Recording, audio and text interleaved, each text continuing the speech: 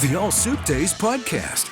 It's about Sooke businesses, Sooke people, and Sooke history. Brought to you by SookeMortgages.ca. With better rates and service, come see why we are Sooke's first choice for mortgages.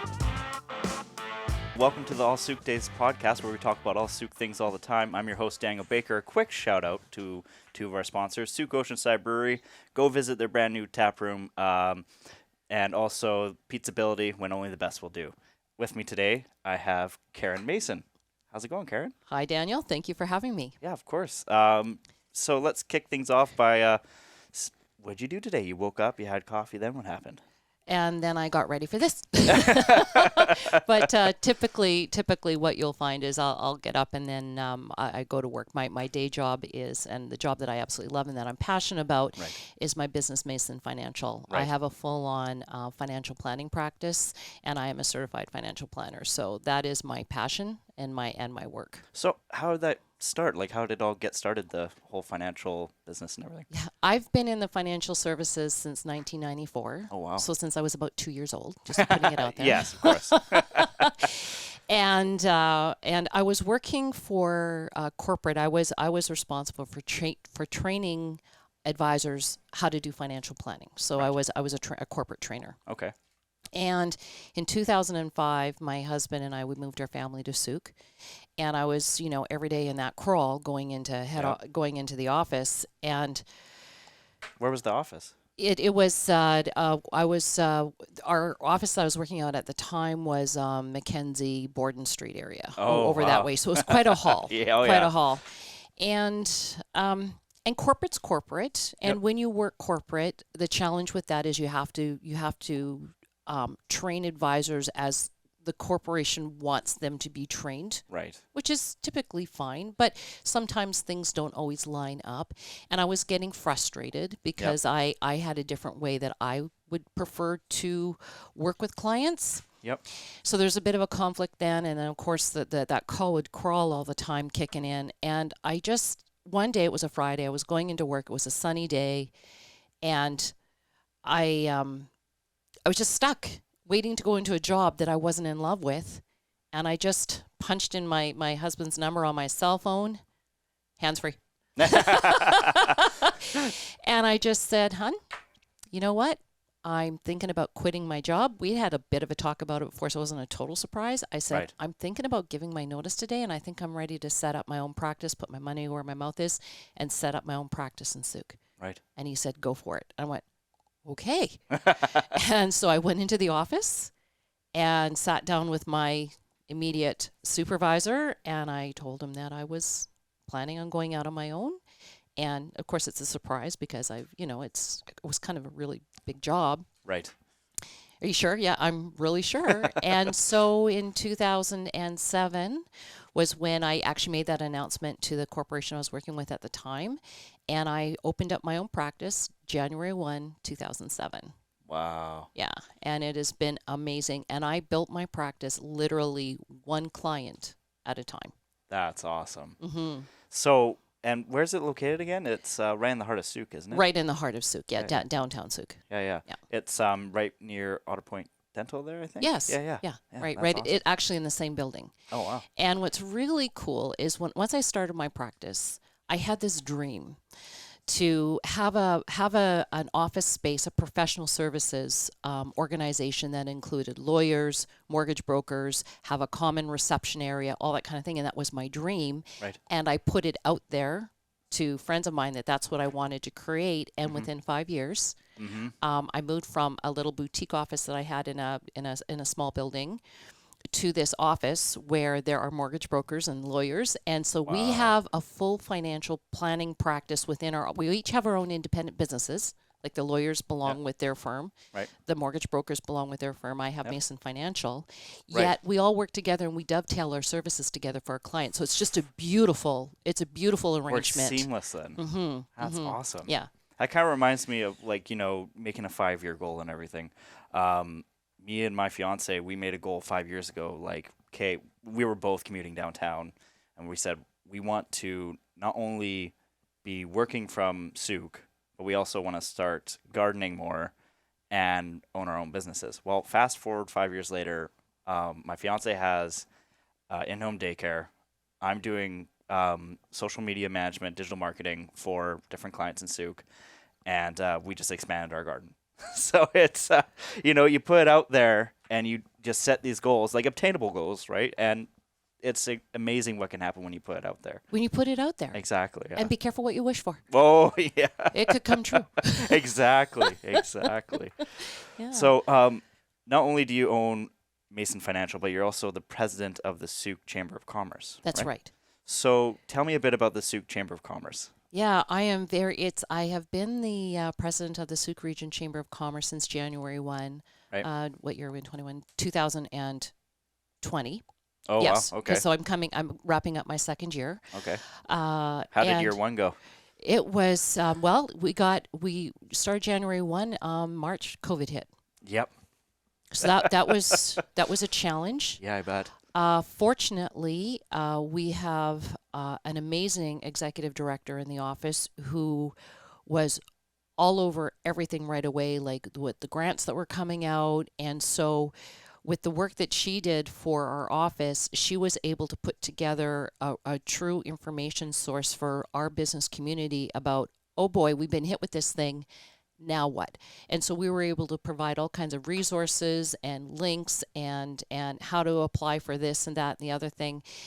We also started up different campaigns. We did this Better by Sooke campaign where all local businesses, they didn't even have to be a chamber member, they could just sign up on this platform to be able to provide their services and their wares online if they didn't already have an online store. So we were able to provide that with a wonderful organization called Webmax, and what they did is they provided the platform for us for free.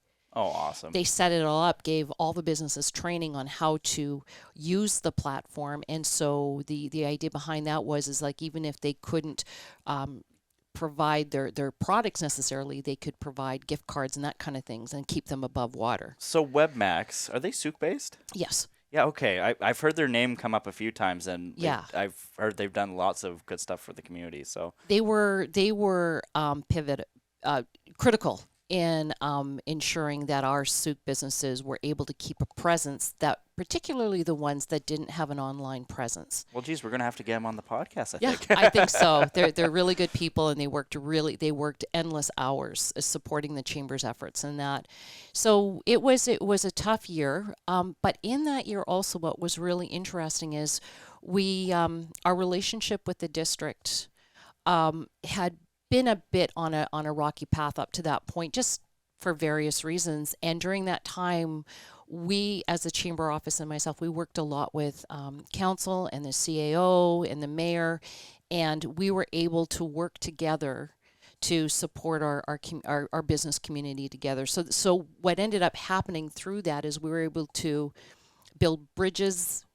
And we've got a great relationship working with them now. And the end result of that was we also got a service agreement back that we didn't have for a few years. And so we actually have a service agreement with the district of Sooke, providing various services, obviously business related. Right. And we get funding for that. So that helps keeps us viable. Right. So the board that came on in 2020, amazing board of directors, amazing executive director, and we just had the right team. I was very, very fortunate. I'm so grateful that we had an incredible team to not only push us forward, but also raise up the chamber and become an organization to be really respected and needed in our community. So that's amazing. It was great. Yeah. That's awesome. That's exactly what Sooke needs right now. Yeah. Needs to be coming together as a community and helping each other out. Yes. And so what's sort of the plan going forward with the chamber? What's the plans? We haven't, at this point, we haven't done our goals for 2020 yet, too. Yeah, I know. I have to keep working on the year there. So I think going forward, our main focus is going to be able to provide educational platforms for business owners for networking, recognition, like various programs are still available. Like keep on doing what we've been doing. Right.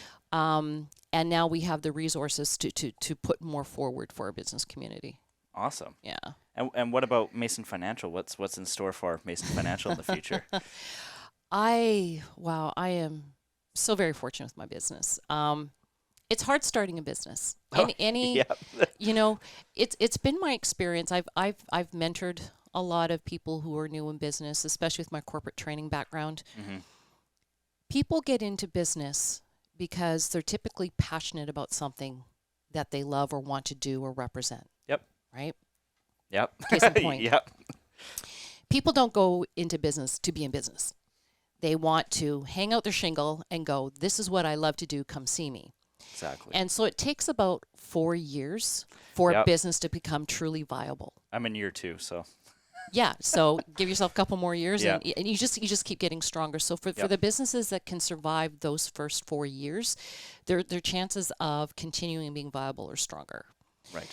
I'm coming into my 15th year now, so I'm definitely viable. Yep. And I am so fortunate that this community has really supported me in my practice. I love helping people. Like, that is my key driver, making a difference in people's lives, giving them a roadmap, financial roadmap to their future. And I just want to keep doing it. Arguably I could be retiring in 5 years. I have no interest in doing it because it feeds me. Oh, that's awesome. Does that make sense? Oh, yeah. Well, I mean, my dad, he, retired, sold his business, and he got bored. So he's like, well, I'm just going to go plumbing again. I'm like, what? Yeah. Didn't want to get off the tools. But it's funny, that kind of segues good into, what is your favorite thing about Sooke?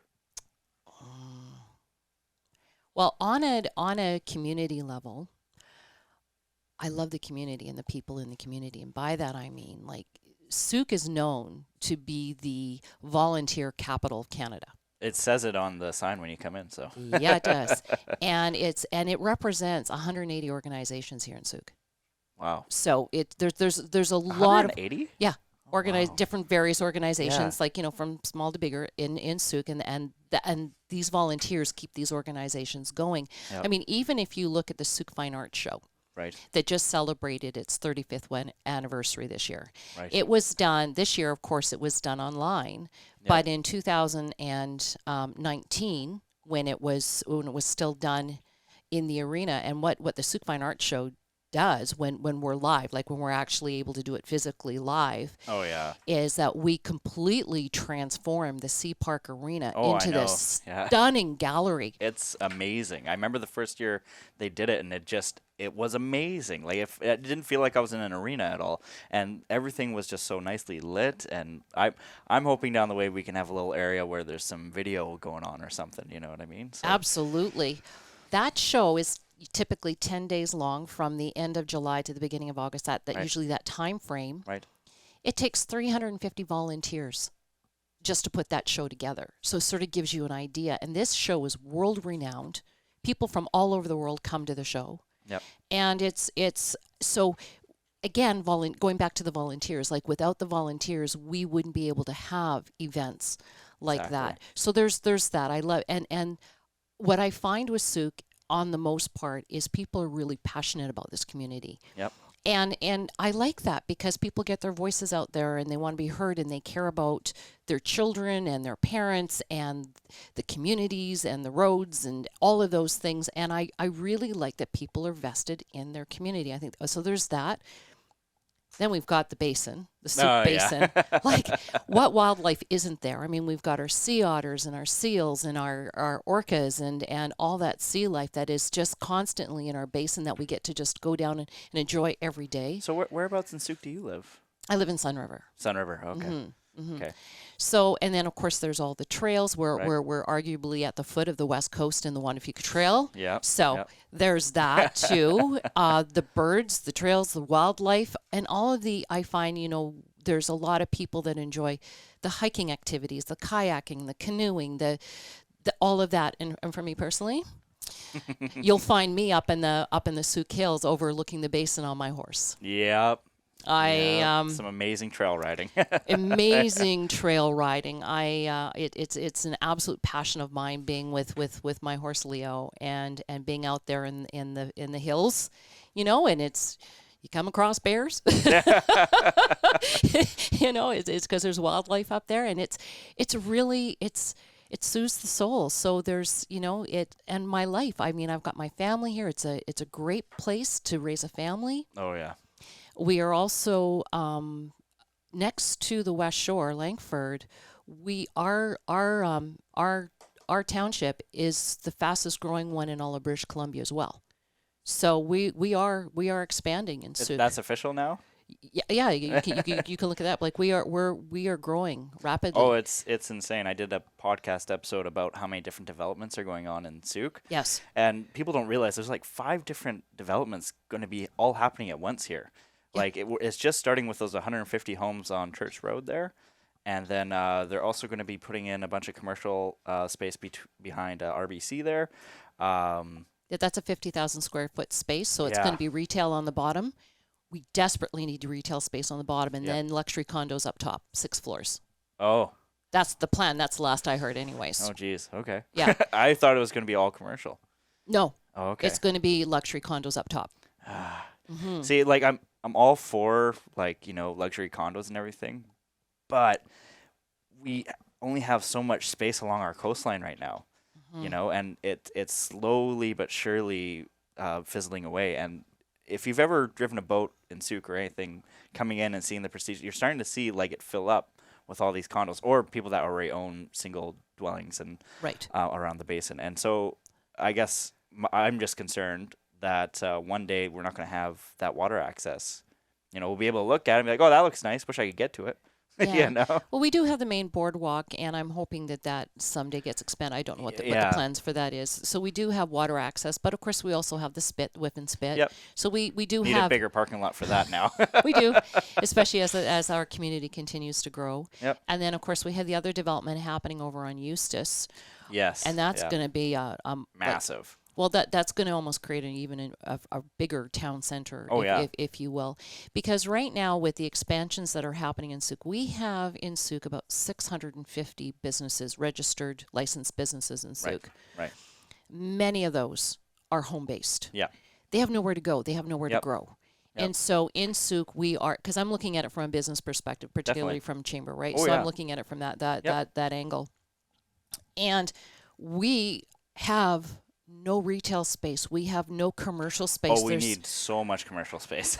We really do, which will serve our community with more products and services, and it will also lower that carbon footprint if people can stay here. And it might even reduce traffic going in and out of Sooke as well. Might, if we can get people working here. Working here, playing here, buying here, all of those things. So I think that these developments are going to be incredible for our community. Oh, yeah.